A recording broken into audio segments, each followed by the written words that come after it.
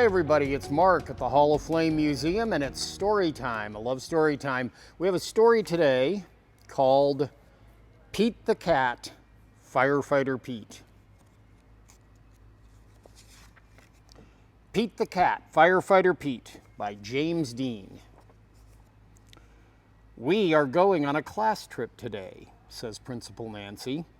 She leads the class to a bright yellow bus.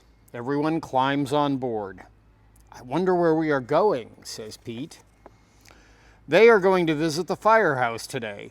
The bus parks next to the bright red firehouse. Pete and his classmates are excited. The firehouse is huge.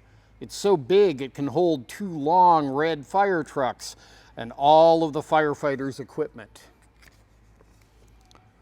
The firefighters show the kids around. They give everyone a turn to ring the old brass bell outside the firehouse.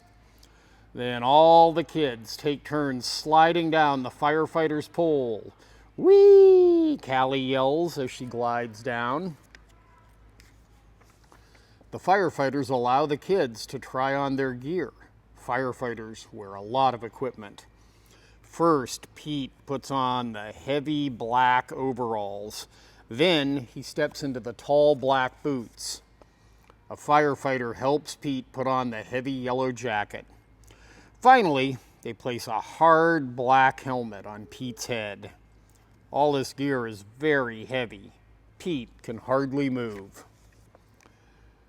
The firefighters allow the kids to explore one of the fire trucks. Callie sits in the driver's seat. She presses the button. Brrr! It's so loud that all the kids cover their ears. Then Pete turns on the sirens and the lights. The sirens blare. Woo-wee, woo-wee. The lights flash red and yellow. Suddenly a loud bell rings in the firehouse. Uh-oh, it's the fire alarm. There's a fire in town. Gear up, Pete. The firefighters scramble into their gear very quickly. Pete puts on his gear too. They all climb aboard the fire truck and turn on the siren and the lights. Firefighter Pete and the firefighters are on their way. Woo-wee, woo-wee. The fire engine races through town and the lights flash round and round. A firefighter presses the horn. Brrr! All the other cars move out of the way. There's the fire. It's hot and loud, but the firefighters know exactly what to do. They work together as a team to connect the fire truck to the fire hydrant. Then the firefighters also attach a long, heavy hose to the truck. Firefighter Pete gives the signal and the firefighters turn on the water. Whoosh! The water gushes out very fast. Several firefighters must hold the hose to control it. Pete helps direct the hose as they spray the fire with water. The fire is starting to go out. There is smoke everywhere. Suddenly, Pete hears yelling from the roof. Oh no! It's Grumpy Toad. He needs to be rescued.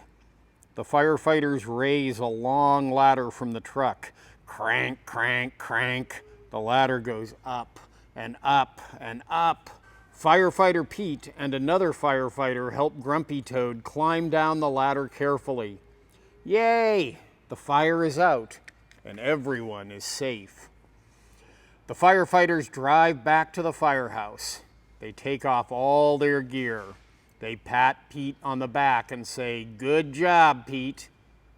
Firefighter Pete helped save the day.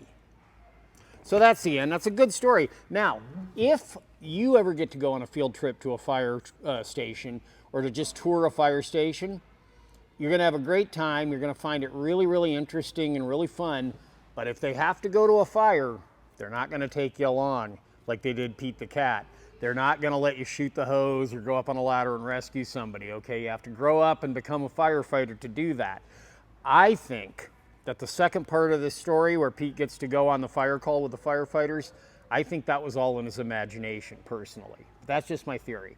Anyway, I'm really glad you stopped by. Always love it when you come to the Hall of Flame for a story time. And check back often because we're always trying to add new stories here at the Hall of Flame Museum. I'm Mark. Bye-bye.